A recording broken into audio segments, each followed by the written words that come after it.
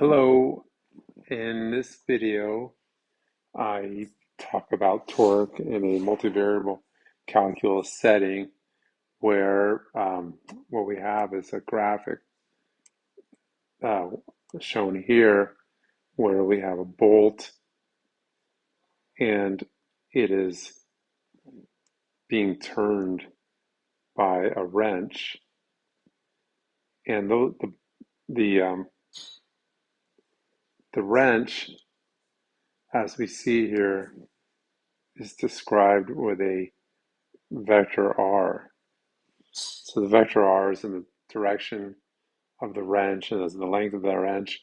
And then what happens is that a force turns that wrench, and that force is given by this vector F.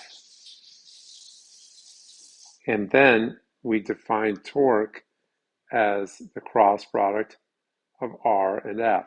So R is the vector that corresponds to the wrench, and F is the force acting on that wrench, and then torque is the cross product. So because torque is the cross product, torque itself is a vector, and it faces the direction as shown here and not the other way because of the right hand rule. So if you use your right hand and have your hand running along R and then curl your fingers in the direction F, your thumb will point to T, tau. This, by the way, is not really a T, I suppose. It's a lowercase Greek letter tau. In this picture, I would have trouble drawing a right hand. I always have trouble drawing a hand because that's a difficult thing to draw anyway, but the way it's turned around, the hand wouldn't come out very well because it's hard to see, but you have R, curl fingers towards F, and you get tau. And remember also that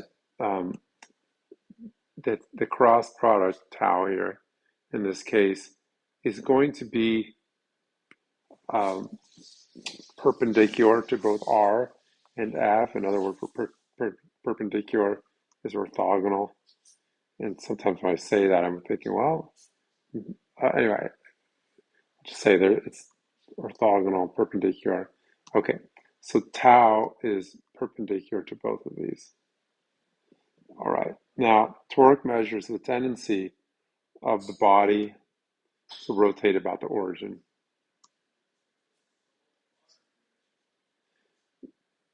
So anyway, there we go. Okay, the direction of the torque indicates the axis of rotation. Think of a bolt being tightened by applying a force to a wrench. So I'm just reading what's here. This is taken out of a textbook. The magnitude of the torque vector is given by this shown right here. Magnitude of T is magnitude of R cross F. Now, there is a formula that the magnitude of a cross product of two vectors is the product of the magnitudes of those vectors times sine theta, where theta is the angle between, let me just erase all that garbage here. Theta is the angle between R and F. So if I were, I guess I'm going to write it back again. If I were to put F over here, then theta would be that angle right there.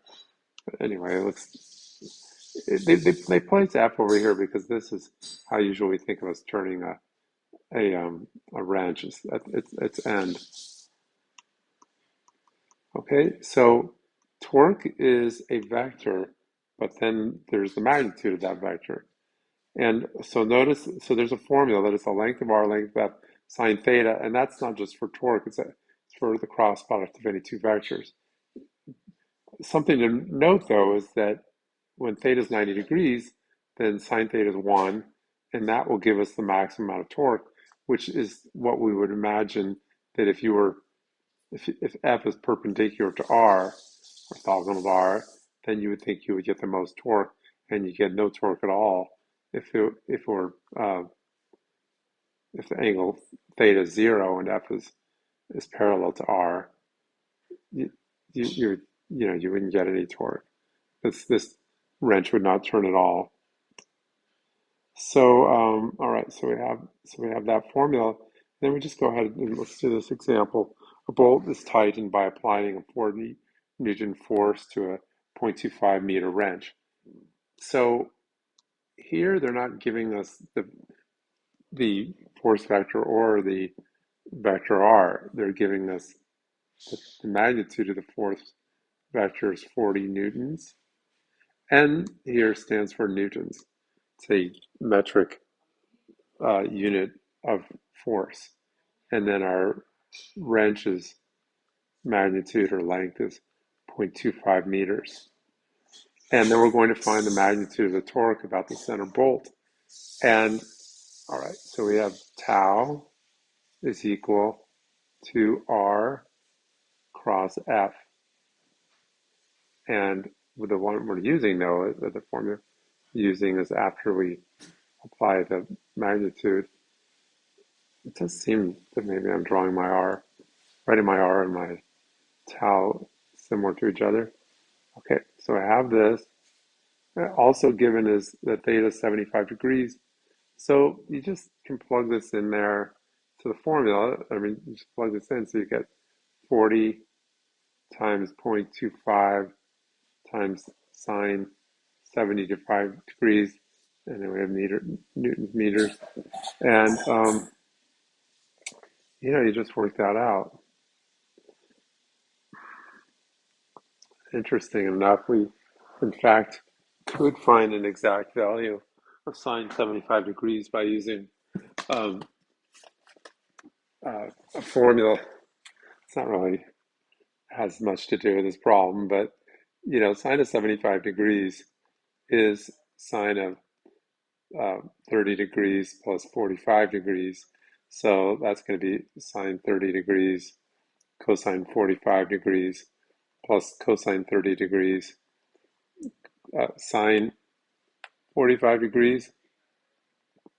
So that is a whole other topic of trigonometry, sort of wasting time on that, but I made a little mistake there.